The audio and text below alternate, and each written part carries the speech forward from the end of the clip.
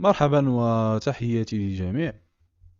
مجموعة من الصحافة المغربية اليوم كتلوح يعني عناوين بحال هكا: مبعوث من الرئيس الجزائري تبون يحمل دعوة شخصية للملك محمد السادس لحضور القمة العربية بالجزائر. زعما وكأن يعني تبون دار شي حاجة يعني ما داخلاش في الأعراف ديال القمم العربية. يعني فاش كتكون عندك قمة عربية اصلا كاين بروتوكول خاص بالدعوات، يعني كتمشي الدعوة مثلا جميع الدول العربية، كتمشي لمصر، كتمشي للسودان، كتمشي لجميع الدول اللي محسوبة على المنطقة العربية. وبالتالي يعني حتى محمد السادس ولا المغرب بين قوسين يعني راه دولة عضو في هذه القمة العربية، وبالتالي تا هو يعني غادي تقدم لها حتى هي دعوة شخصية. ولكن اللي غادي تفهم من هذا العنوان هو ان محمد السادس شخصيا خصو يحضر، يعني دعوة شخصية للملك محمد السادس. انا نقول لكم يعني حسب التحليل ديالي محمد السادس ما يقدرش يحضر، واخا يكون عنده النية ويبغي يحضر ما يقدرش يحضر، لانكم كتعرفوا ان المرض يعني هلك ليه الصحة ديالو، وكتر من الطاسة وكتر من الغبرة وداك التخربيق. شفتوا كيفاش كيتمايل في داك الفيديو في فرنسا؟ يعني الشخص ما عندوش يعني القدرة على انه يحضر في قمم عربية. وحتى المغرب ما قادرش يسير، حتى المغرب غادي يعني يقدر يحضر في قمة عربية؟ ما كنعتقدش انه غادي يحضر. والايام مبينة، انا زعما ماشي شي حاجة اللي بعيدة. غادي تشوفوا ان محمد السادس غادي يغيب عن هذه القمة كما غاب عن مجموعة من القمم الافريقية والدولية وكذا وكذا مؤخرا، خصوصا بعد ما تبين انه مريض قبل ما يمرض بكورونا. بان انه مريض بواحد المرض سميتو سلس البراز وشي حاجه بحال هكا. المهم هو محمد السادس ما بقاش كيقدر يمشي لهاد المحافل الدوليه لانه انسان مريض، شخص مريض. الله يشافيه. قولوا العياشه، هزوا يديكم الله يشافي، الله يشافي. ما عليناش. محمد السادس كما قلت لكم ما غاديش يحضر. الا كان غادي يصيفط، غادي يصيفط واحد البيعه ديالو فيها برويطه، فيها شي واحد بحال هكا، ولا اخ النوش. ممكن يصيفط اخ النوش ولا شي حاجه بحال هكا. ولكن هما دابا داكشي ما يعلنوش عليه دابا حتى من بعد، حتى تقرب القمه. وهنا في الخبر قال لكم: في محاولة منه لاستباق أي تغيير مفاجئ أو مقاطعة مرتقبة من الدول الأعضاء، سارع النظام العسكري. هما يلا قالك تبوا اللي صيفطها دابا، ولا النظام العسكري هو اللي صيفطها اليوم الثلاثاء في إرسال دعوات الحضور إلى الدول الأعضاء عبر مبعوثين خاصين، بداية برئيس دولة فلسطين محمود عباس ورئيس الجمهورية المصرية عبد الفتاح السيسي، اللذان تسلما دعوات الرئيس تبون من وزير شؤون الخارجية رمضان العمامرة دون وجود تأكيدات بحضورهما. قالك يقدروا ما يحضروش حسب يعني هاد الجريدة هادي اللي حنا عارفين يعني الخط التحريري ديالها كيفاش داير. ورغم أن القطيعة التي تطبع العلاقات بين البلدين، كشف موقع الشروق الجزائري أن الجزائر ستوجه دعوة للمغرب لحضور القمة عبر مبعوث خاص وفق القواعد المعمول بها. يعني ما داروش شي حاجة اللي ماشي هي هذيك، يعني شي حاجة اللي وفق القواعد معمول بها. غادي يرسلوا لك بروتوكوليا واحد الدعوة، بغيتي تجي مرحبا، ما بغيتيش يعني سوقك هذا. يعني واضحة الفكرة، يعني ما كاينش شي حاجة اللي يعني حسب ما بغاو ما يروجوا لك بلي زعما راه المغرب راه واعر، راه غادي ياخذ يستعلم شي حاجة ما عندهم كذا. حاجة عادية، يعني داكشي بروتوكول. ويرى متتبعون أن إقدام الجزائر على إرسال مبعوث خاص للمغرب لتسليم دعوات الحضور للقمة، وهي تعلم أن المملكة المغربية سيكون لها موقف صارم من حضور في القمة ستعلن عنه خلال الأيام القادمة، تحاول من خلال هذه الدعوة إحراج المغرب بشتى الوسائل بين الدول الأعضاء. بيصيفطوا لنا هادشي باش يحرجوا لينا سيدنا، بيحرجونا ويديروا لينا. حنا عارفين ان محمد السادس ما غاديش يحضر كما قلت لك. حسب يعني التحليل ديالي انا، يقدر يحضر ولا ما يحضرش، ولكن حسب التحليل ديالي محمد السادس ما غاديش يحضر، والايام مبينه.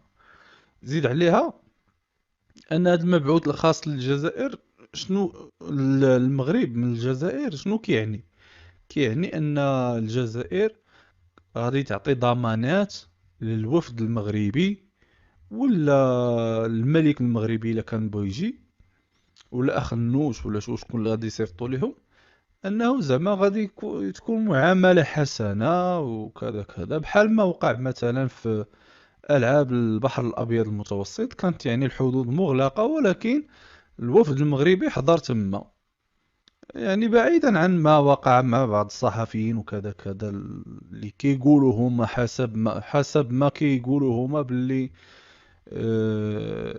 جراو علينا الجزائر وكذا كذا، ولكن حنا ما كيهمناش هادشي. هما دابا هاد البروتوكول اللي غادي تتابعوه ديال هاد القمة هادي العربية اللي هي حاجة أخرى ما تابعاش للرياضة من طبيعة الحال، هذه غادي يكون يعني عندها بروتوكولات خاصة بها، وبحال غادي يعطيو الضمانات لمحمد السادس إلا كان غادي يجي، أنه غادي يكون يعني واحد الترحيب واحد الاستقبال يعني في المستوى وكذا كذا عادي. من جهة أخرى، أكد محللون وسياسيون عرب ووسائل إعلام عربية أنه من المتوقع أن تقاطع دول مجلس التعاون الخليجي القمة المفترض عقدها بالجزائر، وذلك تضامنا مع المغرب الذي طالما دعا إلى توحيد صفوف الشعوب العربية بسبب خطوة الرئيس التونسي الأخيرة. الإشارة فقط يعني هذه الخاتمة هذه من جهة أخرى، هذه كتبين واحد الخط التحريري ديال هذه الجريدة هذه، باش نوضح لكم واحد القضية هنا. الخليج عنده علاقات كبيرة مع المغرب. علاش؟ في نظركم علاش؟ كاين علاقات بالدم، لأن محمد السادس العم ديالو عبد الله كان متناسب مع الأمراء ديال الأردن، وبالتالي عندهم علاقات مع الأردن. ونفس الشيء يعني ديال الإمارات عندهم علاقات مع ديال الأردن، وديال السعودية عندهم علاقات مع الأمراء ديال الأردن، علاقات بالدم.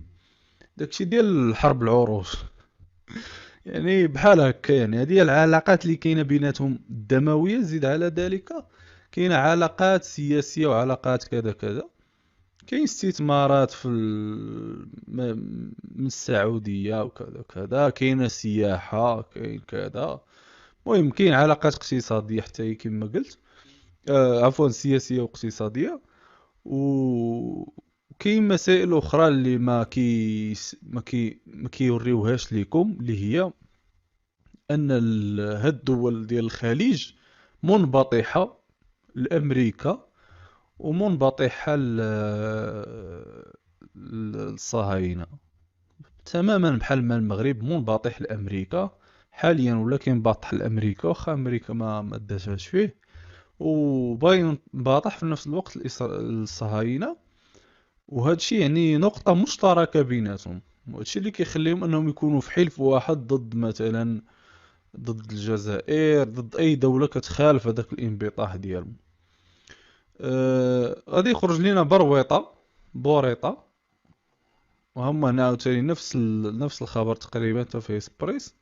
الجزائر ترسل مبعوثا لدعوة المغرب لقمة، افادت صحيفة الشروق كذا كذا، يعني تقريبا نفس الخبر.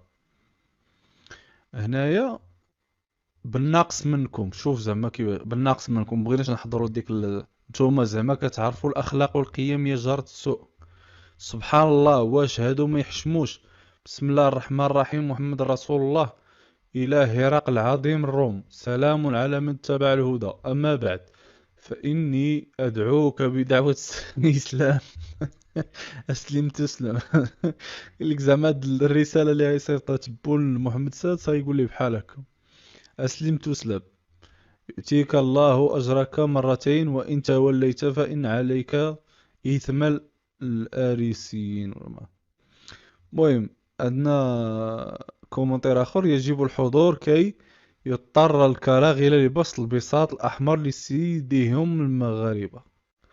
بعدنا ما نديرو بشي مبعوث، المطلوب حضور تبون شخصيا وتقديم اعتذار رسمي للمغرب على جرائم الكبرانات. أن تحبني أنت مخير لا مجبر، أن تحترمني أنت مجبر لا مخير، لا لمشاركة في فخ تكتيكي لا ثقة. وهادشي اللي قلت لكم، يعني تبون كيستدرج الملك محمد الشيشي، لأن محمد السادس يعني إنسان بليد. إلى يعني تعاملتي معاه يعني بطريقة مباشرة كيبدا هو يبدا يحفر ليك ويبدا يطيح لك من هنا وهادي هادي ويبدا يتغبن ويبدا يتخبى ويقول لك لا هادي وغالبا وخذوها من عندي ان محمد السادس ما غاديش يحضر شخصيا في هذا اللقاء هذا. هذه خذوها من عندي انا متأكد منها. ولكن يقدر عاوتاني يقدر كاين واحد 5% خلاها المهداوي تقدر يعني محمد السادس يكون تما. ولكن انا شبه متأكد انه ما غاديش يمشي. لا مرحبا به، العلاقات مقطوعة ولا نريده في بلادنا. لا نريد أي كرغولي للمقاطعة الفرنسية أن تطأ قدمه مملكتنا الشريف. هذا بعدا كاع مقلوب، ما عارف كاع فين كاين هاد القمة هادي. هاد القمة كاينة في الجزائر، ما كاينش في المغرب. ولكن اش غدير يعني بنادم هبيل ما التعليق ديالو كتعرفوا يعني انه انسان ما واعيش. يجب الاعتذار عن حضور القمة والمعاملة بالمثل لأنهم لن يرحموكم لو كان المغرب تحت رحمتهم. يجب الكيد لهم كما يفعلون والسلام. هذا هو ما عارف كاع القمة فين كاينها زيد. إذا لم تستحي فاصنع ما شئت. يجب على المغرب مقاطعة القمة العربية في الجزائر، وفي حالة ضرورة المشاركة نتمنى أن يمثل المغرب الأستاذ عمر هلال كي يقوم بتأديب نظام الكبرانات. يشدو غادي يديروا فيه شي حاجة. لا لحضور المغرب حتى يعتذر الكبرانات عن تصرفهم. إذا كان الخبر صحيحا فكيف سيشارك المغرب وكيف سيصل إلى الجزائر؟ لأن الحدود مغلقة والعداوة ثابتة. لا تعطوا مشروعية للحوثلة. سئمنا سياسة اليد الممدودة، داكشي لا ينفع مع عديم الأصل. الشعب الجزائري هم إخواننا وأهلنا. حكام الجزائر عليهم التفكير جيدا في قراراتهم وأهدافهم. لقد مر أكثر من 50 سنة ونحن في نفس المربع، وما هي الفائدة؟ كذا كذا. المغرب باسمه ينطلق من طنجة للقويرة. إن فهمتوها يا الجرائمين فمرحبا، وإن رفضتموها فالقمة العربية سوف تستبدل بمكان موثوق. والناقص منه غير خليه تما ما جايينش. أتمنى من المغرب أن يكتفي بإرسال رئيس الحكومة أو وزير الخارجية السيد برويطة أحسن، لأنه محلقمهم ويشترط عليهم من أجل المشاركة أن تمر طائرة البعثة عبر الأجواء الجزائرية وليست التونسية. مشنقة الانتحار السياسي بدأت تضيق حول عنق الجزائر. وجبة البوليزاريو الجزائرية ليس بالأمر السهل على عسكر الجزائر أن يحكموا دولة بدون تاريخ تجاور دولة بتاريخ عريق كالمغرب. المحيط الأطلسي، خط أحمر إلى آخره. المهم انتقلوا للخبر ديال برويطة اللي خرج قال لهم بوريطة يدعو إلى الالتزام ديال القمة العربية بالجزائر بمسؤولية بعيدا عن حسابات ضيقة. شنو بغا يقول لهم هنا؟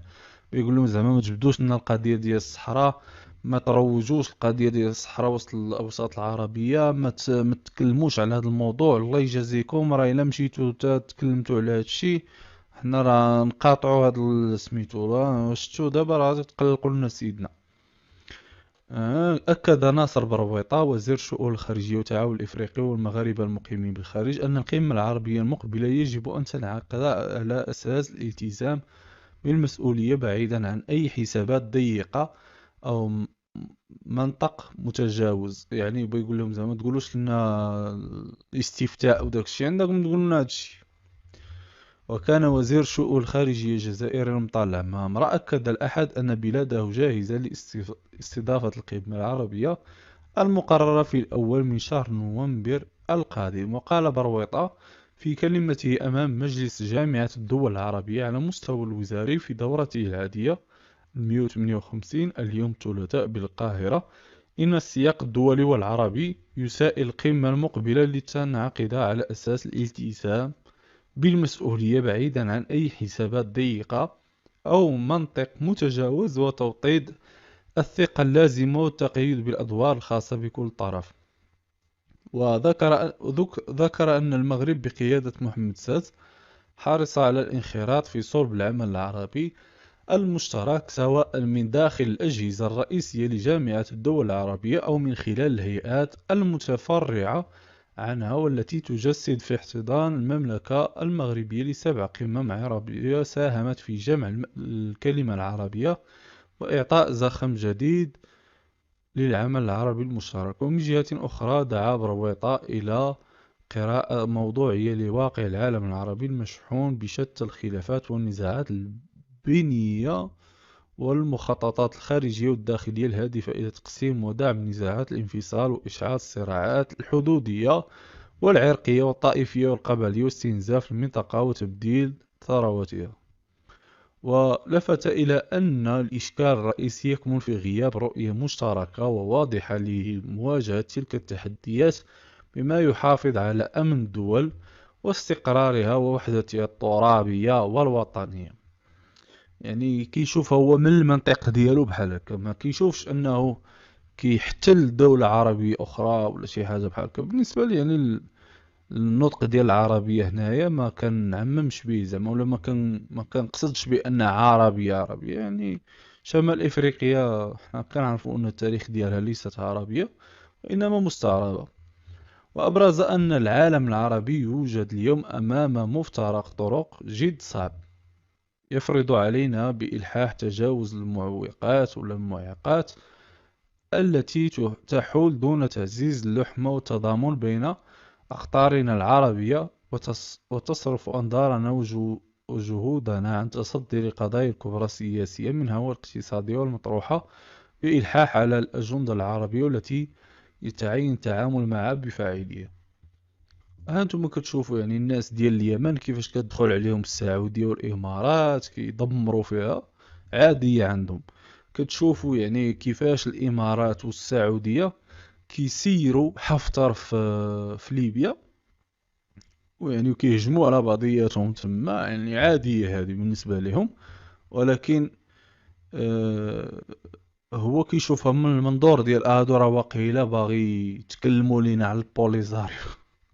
فعلا راه البوليزاريو خصو يعني هذه خصها يتناقش داخل هذه القمة العربية، لأن صراحة كتهم يعني المنطقة خصوصا الجزائر والمغرب وموريتانيا وحتى تونس إلا بغا يدخلوها المخازنية ماشي مشكل. يعني ناقشوا هاد الأمور هذه عادية، وكما كدير الأمم المتحدة أصلا.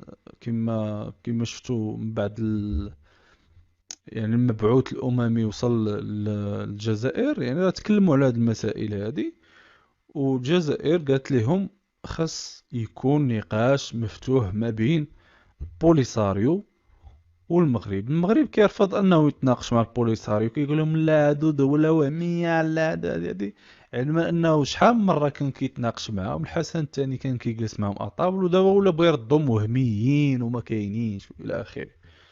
المهم المغرب هذه هي السياسة ديالو دائما، هي انه كيحاول دائما يهرب من الواقع وبيع الوهم. هذا هو راس ماله، بيع الوهم. كيبدا يبيع لك غير الوهم وصافي. يجب على المغرب وحلفائه الانسحاب من القمة إذا خرجت الجزائر عن أهدافها القمة العربية، وأنا متأكد أن الجزائر ستستغل هذه القمة لزرع أفكار الخبيثة. فعلى الدبلوماسية المغربية أن تكون جاهزة لكل السيناريوهات.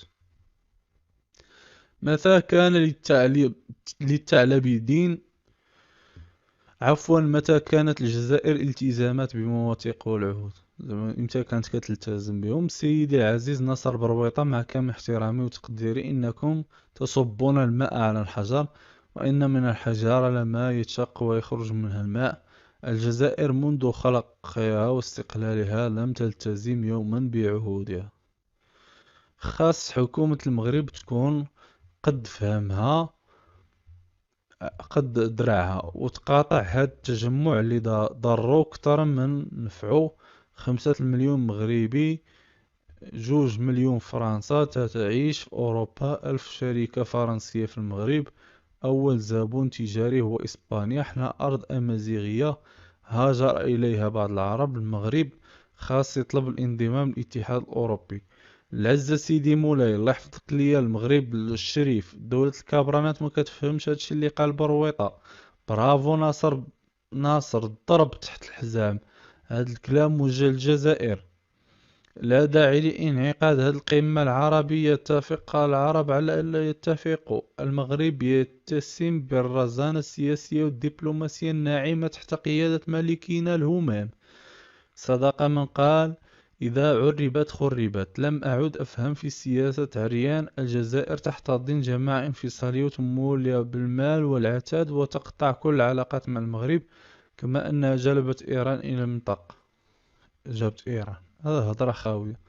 السلام عليكم. أي قمة عربية أو محفل بدون المغرب ليس لها ذوق. من الأحسن المغرب ما يحضرش في هذه القمة، لا فائدة منها. هل سينتقل برويطة للجزائر عن طريق تونس أو موريتانيا وبأي طائرة مغربية أو أجنبية؟ حتى تونس لا يمكنه السفر منها. ولماذا كل هذا الإلحاح على المشاركة رغم أن المغرب لم يتسلم أي دعوة للحضور لحد الآن؟ لا راه صيفطوا لهم دعوة. كمغربي أتأسف على وضع البلاد من الناحية الخارجية. هاد الشي 10 سنوات شنو درنا من غير برقية تعازي وبرقية تهنئة. الجزائر العدوة في هاد المدة صراحة هربوا علينا سياسيين واقتصاديين، وحتى محاربة الفساد بالنسبة للوزراء والمافيات اللي حاكموهم.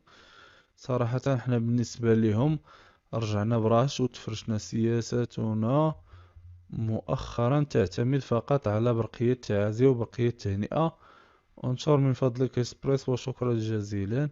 هذه الدولة لمن هوكا لا تعترف مثل هذا الكلام، فهي دولة أنشأتها ماما فرنسا من أجل تشتيت الدول العربية والإفريقية. فهي بكلمة واحدة دولة وظيفية. يجب على المغرب الإعلان رسميا عن مقاطعة القمة. ومتى تحلت الجزائر بالمسؤولية برويطة يدعو إلى، كان يجب على المغرب إعلان مقاطعته. لا أدري لماذا المغرب يتشبث بالقمة العربية في الجزائر أكثر من الدول العربية والخليجية. بالطبع كابرانات الجزائر ستوجه الدعوة إلى مرتزقة البوليزاريو. الإشارة فقط الدولة الصحراوية غالبا ما غاديش تكون مدعوة بالنسبة لأنها ليست عضوا في الجامعة العربية، ولكن تقدر تكون حاضرة كضيف شرف ولا شي حاجة بحال هكا على ما أعتقد. ولكن هي ماشي دولة عضو في الجامعة العربية. دولة عاشت طيلة حياتها تابعة لقوة أجنبية لا يمكنها سيكولوجيا أن تفهم المهادنة والتسامح وتجاوز التحديات. يجب إشعار القادة العرب بكل ما يقوم به النظام العسكري الجزائري ضد الوحدة الترابية للمملكة المغربية. كيفاش تنسحبوا من تونس وما تنسحبوش من جارة السوق؟ غريب هادشي، غريب هادشي.